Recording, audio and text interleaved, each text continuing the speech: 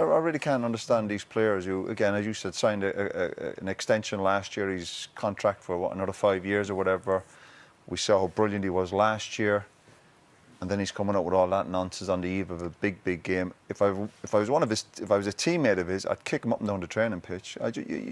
Some of the senior players have got to get hold of him.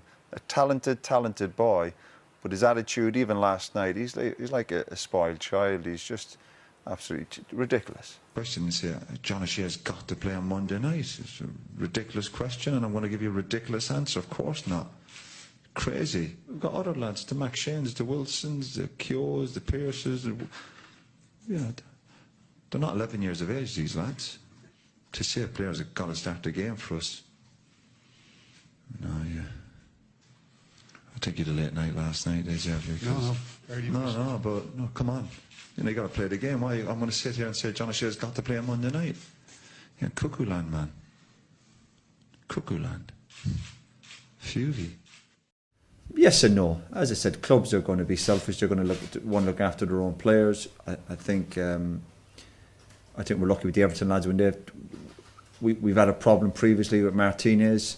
I think he was slightly over the top every time we felt the Everton players were turning up, and it's not criticism of the players. This is more from the Everton and their staff that they're always carrying knocks, and I always felt the Everton players were going to turn up on crutches or crawling into the hotel door. I know it looks like we're probably going to have that issue again with Koeman. Hopefully not. Maybe Everton, I think, is a football club. I'm not sure when the last time they won a trophy. I think it was a good number of years ago. Maybe this overloading players and players playing lots of games is a good thing. That means your club's been successful and lads are playing week in, week out, playing midweek games. But Everton, they don't play any European football.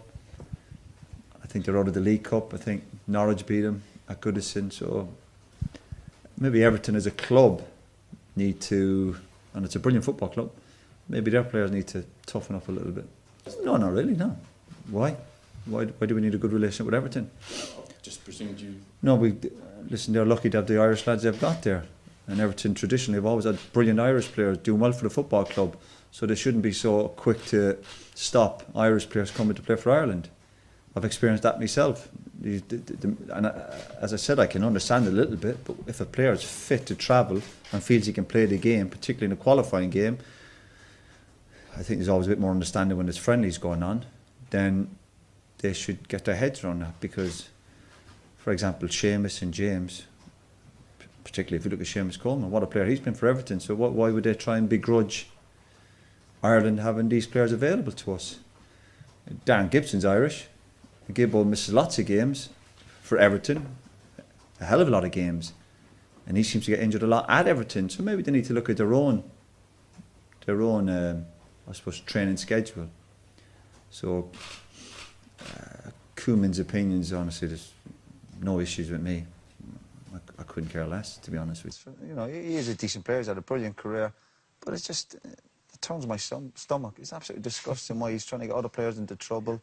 And his reaction, and again, it's up to some of his teammates. Yeah. Maybe not tonight, because I'm sure they'll be busy celebrating. Yeah. But somebody at the club or a senior player to pull him and say, listen, cut that out. But we've seen him doing it for years. No doubt he's not going to change. No. You'd say to him, you're embarrassing yourself, you're embarrassing us. Yeah, absolutely. Yeah. So players that know each other really well, and brothers, family members, but to be chatting behind their hands with each other, did this bother you? Yeah, it does, but...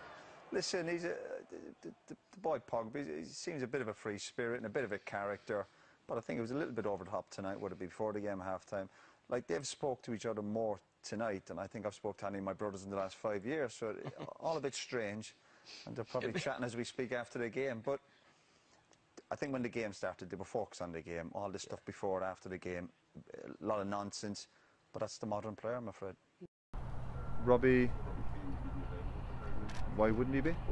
Well, his wife just had a baby, and I think that might have delayed his arrival. Yeah, but he didn't have the baby, did he? Unless he's breastfeeding, he should be all right. And even the supporters, they all have to change their mentality. It's just nonsense from players speaking after the games about how great the supporters are. Listen, the supporters want to see the team doing a lot better and not giving daft goals away like that. So, no, listen, I'm not too happy with all that nonsense again. And praising supporters for the sake of it. Listen, let's change that attitude towards Irish supporters as well. Listen, they want to see the team winning as well. Let's not kid ourselves. I know we're a small country and listen, we're up against it, but let's not just go along for the sing-song every now and again. It's tough at the moment because I think particularly we deserve better than what we're getting, and I think the players deserve better than that, and I really can't fault my players today. I thought they had a good goal, and sometimes things are out of your control, like decisions which we can't do much about. And people are going to ask me to ask you, are you going to stay on? I refuse to answer that question. We'll take that as a yes then. Take it whatever you want. I think,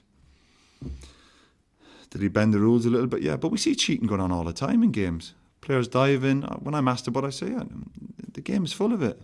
But should it be stopped, the cheating? Yeah, of course. Nobody wants to cheat.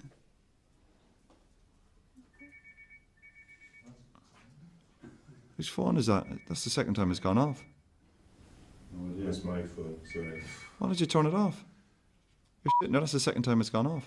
Why don't you put it on silent? No, it's not the second time. Well, why don't you turn it off? Well, I'll turn it off in a minute. You're just going to let it ring? Well, I thought I'd let it ring out. All right, that's good manners. He looks about as amazed at the rest of us as what we've just seen, sort of shocked. That interview was just like the performance, flat. No. What do you want him to do? Just fall at Gabriel's feet crying? I mean, Well, say something. Say a bit more urgency in even his interview. It just reflected United's performance tonight. Flat, no urgency. And they keep saying, oh, well, you know, next game, next. For some of them, there won't be another game for them. That's the reality for it. What spoke volumes for me is all the Greek fans sitting in front of us, Roy. When the goal went in, they all stood up and went ballistic and celebrated, then turned around and apologised to you. They seem to almost feel sorry for you. Well, they shouldn't feel sorry for me. Obviously, they were just enjoying their own team's performance. I think they were looking at me, probably thinking, you know, what's happened to Man United? Well, exactly. As if I had the answer from, you know, we were just watching it. And as I said, we'll obviously analyse Man United, but Olympiacos, I think, surprised us tonight. They were very, very good. Player goes off and they fall apart. Yeah. Thank you very much. See you next week. No, exactly. We go back to, again, leaders in the game being organised at the back. When you're not at your best, again, you're talking about taking your medicine. If you're 2 or 3-1 down, just steady on, stay in the game.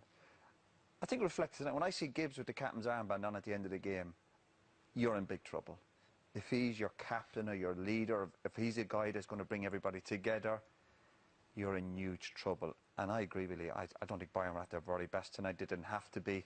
The goals Arsenal gave away, schoolboy stuff. So your relationship with Sir Alex Ferguson is now total non-existent.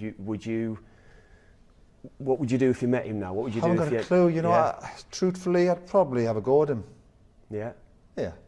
Yeah. Why not? What would you say? Just why are you talking nonsense about us?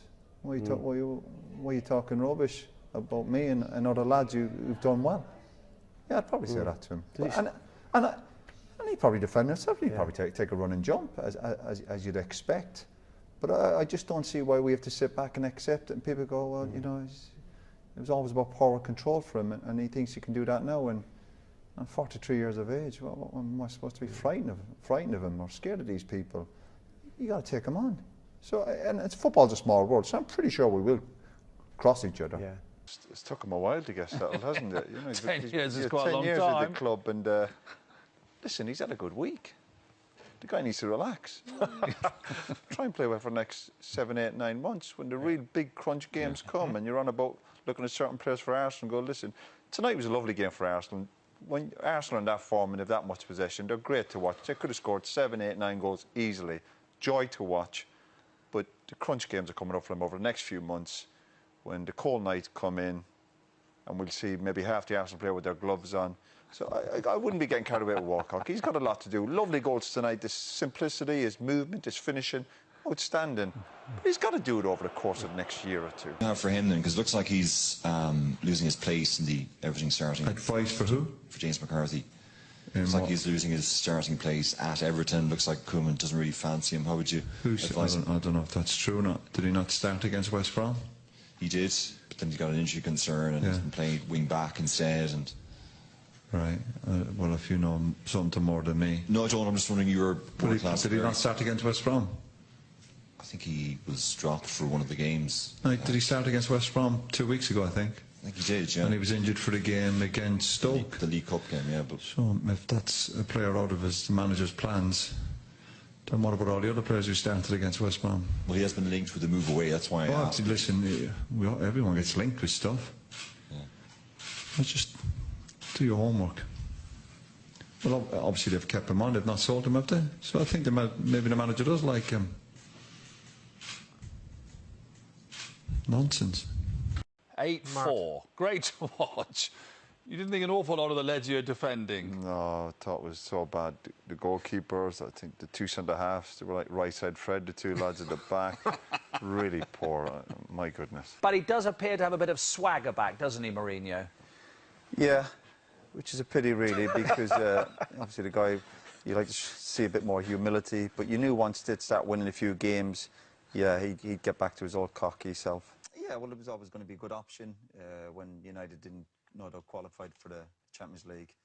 He was available, fantastic CV, and seems like a good fit. Maybe not for me. He's not my kind of cup of tea.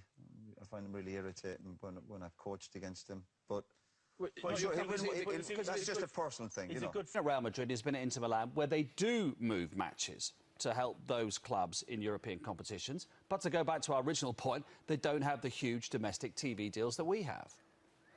I've never heard so much rubbish in my life. Why do we have to listen to that garbage? It's just utter nonsense what he's talking about. He's manager of Manchester United, one of the biggest clubs on the planet. The squad, he's got the players, and he keeps moaning about fixtures and fatigue. We were just looking at some of the cup draws they've had. They've had an easy ride in the cup. Some good draws, a lot of home draws. And the guy's talking absolute nonsense. Never heard so much rubbish in my life. Is it? Maybe the club's too big for him. He can't deal with all these demands of the matches. What matches? Cup competitions. They played Man United reserves could have won that game tonight. Nah, I'm sick to death of him. Do you think it rubs off on the players? I mean, he looked a bit anxious and a bit irritated tonight. Does it rub off on the players when a manager behaves like that? If his moves like that all the time, they'll pick up on that around the training ground. After the Chelsea game the other night, he deflected away from the performance. He kept talking about the travel arrangements, the sending offs. I think can I ask you one question? Where did Man United go pre-season? Where did they they wanted to go to... Well, they, Man City, wanted to play in Beijing. Yeah, and he's worried about fatigue and for the players. Well, don't go to these... If a manager goes out of his way to put excuses there, you're giving the players an excuse. Yeah. If they play poorly, they come back, they've got all the excuses. He can't have it both ways. For me, it's as I said, that interview could have been done before the game. He knew what he was doing with the banana that we're going to see in a minute. Because it was helping to make his point after the game. So he's making the point with the banana, getting the banana onto the pitch is making the point. We're talking about bananas, we're talking about... I can't say we were poor today, but you know what? Good sign if you're poor and you win the game. But he's talking about the player collapsing. That was easier than a training session. A good tough training session. You have 11v11 on the training pitch. That was easier than that. And he's talking about players collapsing. Yeah. Oh, what rubbish!